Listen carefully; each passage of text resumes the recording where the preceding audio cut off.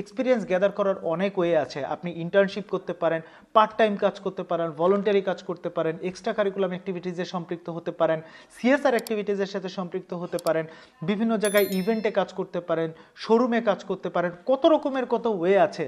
আপনি সেইগুলা খোঁজেন, মানুষ যে যেটা খোঁজে সে সেটা কিন্তু পায়। ঠিক আছে, এখন এই যে বিশ্বকাপ চলছে, আপনি যদি এখন খোঁজেন যে কোথায় বিগ স্ক্রিনে খেলা দেখা হবে, আপনি কিন্তু সেটা খুঁজে পাবেন।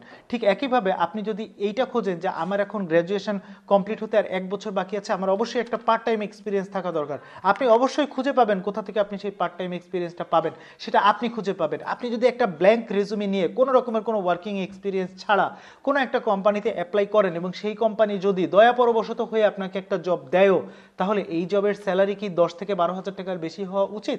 আপনি নিজে নিজে একটা কোম্পানি যদি পরিচালনা করতেন এবং আপনার সামনে যদি আপনি ইন্টারভিউ দিতে যেতেন, তাহলে আপনাকে কি আপনি নিয়োগ করতেন?